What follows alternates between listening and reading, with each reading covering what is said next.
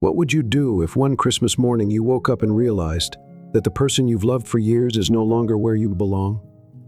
Emma Williams, a 48-year-old woman and owner of a tiny used bookstore on a Brooklyn street, had everything society calls stable: a successful partner, a proper routine, a life without disruption. But on Christmas Day itself, as peaceful carols echoed across the city, Emma chose to leave it all behind, with nothing but a canvas bag, a few cookies, and a pair of worn gloves.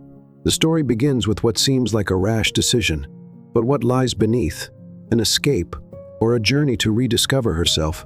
Don't look away, because from here, you'll follow an ordinary woman doing the most extraordinary thing of her life, choosing love, without losing herself.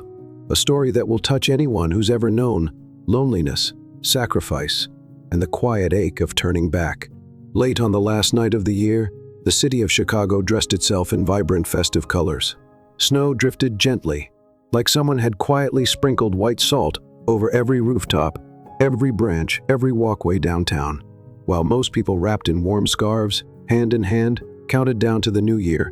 Inside Levain Hotel, host of the city's most prestigious masquerade ball, the air felt more tense and frigid than the night sky outside.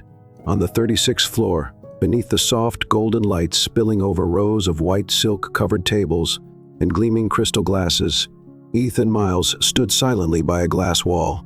He wore a charcoal gray suit, a crisp white shirt, and a black bow tie he hadn't tied himself. Claire had carefully prepared it that afternoon. She'd said, "Tonight, the whole city will be watching us, Ethan. You have to be perfect." Ethan looked down at the swirling wine in his glass. Beyond the window, the city sparkled like an open music box, full of tiny glittering details. In that moment, everything tilted, just like the storm inside him.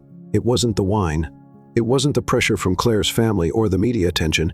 It was the question that had been quietly gnawing at him for weeks, now screaming, "Am I still myself?" Ethan had just turned 30. He was an art teacher for underprivileged children at the South Side Community Center, a place the elite had never heard of, or if they had, dismissed like an old newspaper. For the past 3 years, Ethan had spent most of his time collecting supplies, organizing drawing sessions, building easels by hand from reclaimed wood. He believed art could heal broken children, just as it once saved him. But ever since he met Claire, those beliefs had slowly been replaced by things deemed more worthy. His community art project was called Impractical. The tiny studio he rented in a repurposed warehouse was labeled cheap and shabby. Claire said it all with a soft voice and flawless smile, but her eyes always carried a command. Ethan didn't argue. He never did. But he began to forget why he'd ever felt proud.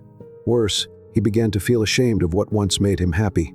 In just 3 hours, Ethan would walk onto the main stage at the ball, kneel, and propose to Claire Whitmore, heiress of Whitmore Realty, the woman the whole city said was too good for a man like him. In a private room behind the stage, Claire sat having her deep red lipstick retouched by a makeup artist. Ethan walked in, his shoulders stiff.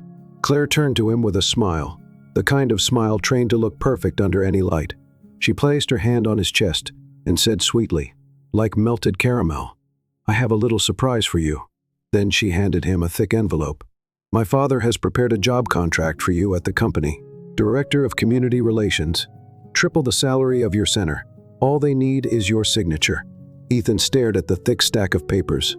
For a moment, a buzzing filled his ears, not from shock, but because something in his chest had just cracked. "I haven't said anything about quitting teaching yet," he said carefully. Claire's smile held, but her eyes cooled. "Ethan, we can't build a future if you keep clinging to those kids and their cheap boxes of crayons." A burst of laughter echoed from the hallway outside as a few guests passed by, their high heels tapping sharply on the marble floor like a countdown, ticking off the last seconds of a beautiful dream Ethan once believed in. He looked at Claire, but not with the eyes of a man in love. This time, he saw a distance between them, wider than any corridor in that hotel. A decision was taking shape. As the final fireworks lit up the bustling Florida sky on New Year's Eve, Jonathan Moore stood in a daze beneath the awning of a nearly deserted shopping center. His silver gray suit soaked through from the rain. He shivered from the cold, though it was nothing compared to the storm inside him. Just hours earlier, he'd been the center of an extravagant party hosted by his future in-laws. a New Year's celebration the media dubbed the union of the century between two elite families. But after refusing to sign a prenuptial agreement that demanded he hand over all rights to the art school he'd spent his youth building, Jonathan was asked to leave. No warning, no sympathy. It was then that he finally understood. In Veronica's world, his beautiful fiancée, love was simply a polished replica of a long-term investment deal. He stepped out of the venue gates with nothing but his phone, wallet, and a shattered belief. The Florida rain came suddenly, drenching him, as if trying to wash over everything he'd never dared face: loneliness, betrayal, and the fear of being controlled for the rest of his life. Just then, the door behind him opened. A voice, gentle yet firm, called out, "Are you planning to stand there until you catch pneumonia, or will you come in so I can make you a cup of hot ginger tea?" Jonathan turned around. Standing before him was a woman in her early 30s, her loosely tied, wavy hair falling softly behind her. She wore a store manager's uniform. Her eyes were bright but not judgmental. It was as if she had seen hundreds of lost men and was still willing to offer them tea. "I'm Emma Walker," she added, holding the door open. "The shop closed an hour ago. But you don't look like someone who needs coffee. You look like someone who needs a place where no one will judge you." About 30 minutes later, Jonathan was sitting in the small kitchen at the back of a vintage-style bookstore cafe. He wore a cream-colored knit cardigan, warm and carrying the clean scent of fresh laundry. Emma placed a cup of ginger tea in front of him, real ginger tea, not the instant kind in packets. Jonathan picked up the cup and took a small sip. The warm liquid ran down his throat, making him shiver, this time, from emotion. "I don't know why I'm telling you all this," he said quietly, still holding the ceramic cup. "I've never done this with a stranger before." Emma didn't reply right away. She pulled out a chair across from him, placing both hands gently on the table. "Sometimes, strangers listen better than people we know, because they're not trying to fix us." Silence filled the space for a long while. Outside, fireworks began to explode in the sky. The new year had officially arrived. For most of the city, it was a moment of celebration. For Jonathan, it was the moment of starting over. "Where will you go?" Emma asked, without pressing. Jonathan thought for a while, then answered honestly, "I don't know. But I do know one thing. I can't go back to that house, or to anything tied to them." Emma nodded slowly. In the warm light of the small kitchen, her brown eyes didn't just understand. They carried something deeper, something like experience. "I have a spare room upstairs," she said in an even tone. "It's not luxurious like the hotels you're used to, but it's clean, quiet, and no one will know you're there." Jonathan looked at her, unable to hide his surprise. "Aren't you afraid I'm a con man? Or some criminal on the run?" Emma smiled. It was a soft smile, like one meant more for herself. Anyone wearing real Italian leather shoes isn't running from debt. They both burst into laughter. The first time Jonathan had laughed all evening. The next morning, the first light of the new year streamed into the small attic room above the bookstore. Jonathan woke up, still not used to sleeping on a simple wooden bed, under white sheets, with linen curtains fluttering gently in the breeze. There was no noise, no vibrating phone, no meetings or urgent emails, only the sound of sparrows outside the balcony and the faint smell of coffee drifting up from downstairs. He got up, pulled on a sweater, and walked slowly down the wooden stairs. The bookstore was still closed, but the warm yellow lights were on. Emma was wiping down the coffee counter, her hair tied neatly, apron embroidered with small flowers across the chest. She turned when she heard his footsteps. "Good morning, survivor of New Year's Eve," she said with a light smile, sliding a hot espresso toward him. Jonathan took the cup, paused for a few seconds, then said, "It's been a long time since I woke up without feeling like I was falling." Emma didn't respond right away. She simply took 2 slices of toast, spread a thin layer of nut butter, and placed them on a blue-patterned ceramic plate. "Not everyone gets a chance to step out of the life that was planned for them," she said slowly. "You did something most people are too scared to do. Stop, even when you're already on the freeway." Her words made Jonathan freeze for a moment. He looked at Emma, truly looked, and saw not just a kind woman who had offered him shelter, but a soul who understood what it meant to fight to remain whole. "You once?" he began, but didn't finish. Emma smiled, the kind of smile that had depth. "I was once engaged to a man my mother called a blessing from heaven. But every time I spoke at dinner, he'd put his hand over mine, like a silent gesture telling me to be quiet." That went on. For 2 years, Silence settled again. Then Jonathan gave a small nod. "Now I understand why you let a stranger stay." Emma took a sip of coffee, her eyes gazing off into the distance. Sometimes, saving someone else is how we heal the part of ourselves we forgot to care for. In the days that followed, Jonathan began helping Emma around the bookstore, organizing shelves, making coffee, fixing the flickering light sign.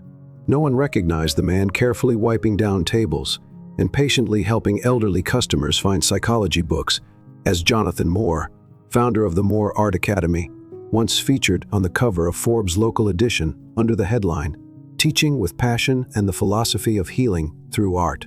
But the striking part was, he didn't miss that spotlight. Instead, he felt a quiet contentment watching Emma smile at familiar customers' stories, felt at ease standing among shelves full of books and the rich scent of roasted coffee. He began drawing again, not to auction paintings for charity like in recent years, but to remind himself that he was still an artist. One late afternoon, after the shop had closed, Jonathan placed a portrait in front of Emma, a drawing of her standing by the bookshelf, light falling diagonally across her face, half in shadow, half in glow, but her eyes were clear, calm, warm, and resolute. Emma stared at it for a long while, then asked, "Are you drawing me, or yourself?" Jonathan leaned back, squinting with a grin, "Maybe both." On the 12th day, his phone rang. It was Veronica's lawyer. "Jonathan, they want to renegotiate. Veronica said you misunderstood. The prenup thing was just an oversight." Jonathan cut in, his voice steady. "It wasn't a misunderstanding. It's just the first time I truly understood." After hanging up, he sat quietly for a moment, then turned to Emma, who had just walked out with 2 cups of mint tea. "Do you think some things are meant to stay in the past?" Emma smiled and handed him the cup. "If the memory keeps you up at night, then yes, it's probably best left behind." On the morning of the 13th day, snow fell gently. On the fogged-up window pane, small snowflakes formed a thin white layer. Emma placed a sheet of paper on the counter, a handwritten note announcing the New Year's holiday, then turned to Jonathan. "Today's the day you leave, isn't it?" He nodded, turning his coffee cup in his hand but not drinking. "I booked a bus for this afternoon, heading home, to clean up whatever's left unfinished." A brief pause. Emma wiped her hands on her apron, then asked, "And then?" Jonathan looked out the window. Even he didn't have a clear answer to that question. Where to? Do what? Should he continue with the company or not? But one thing he knew for sure, he was no longer the man who had walked into this bookstore 13 days ago. At 1 p.m., Emma walked in from the back, carrying a small wooden box. She placed it in front of Jonathan without a word. He opened it. Inside was a worn, softcover copy of The Prophet by Khalil Gibran, with a few handwritten lines on the inside cover. "Those who truly love do not imprison. Those who truly give do not count what's returned." Jonathan gently traced the ink with his finger. He didn't say thank you. He simply squeezed her hand. Sometimes, what's real doesn't need to be spoken. That afternoon, at a small bus station near the park, Jonathan stepped down with his suitcase, taking one last look back. From afar, Emma stood beneath a leafless maple tree, her hands tucked into her coat pockets, smiling softly. She didn't wave. She didn't cry. She just stood there, steady, like her bookstore, as if to say, "You can come back if you ever need to, and you can never come back if you've found peace." The bus pulled away. Jonathan sat by the window. Through the foggy glass, Emma's figure gradually blurred, but inside him, something had become clear. He was no longer running from himself. 2 months later, in another city, Jonathan Moore stepped into a newly opened art education center. Nothing flashy, no portraits of the founder, but filled with children's drawings, clay sculptures, and rows of small wooden desks. He knelt down and handed a little girl her fallen green paintbrush. "Hold it tight, little artist," the girl beamed. On the wall behind the front desk hung a small sign with handwritten words, "Where art begins with healing, Moore Studio."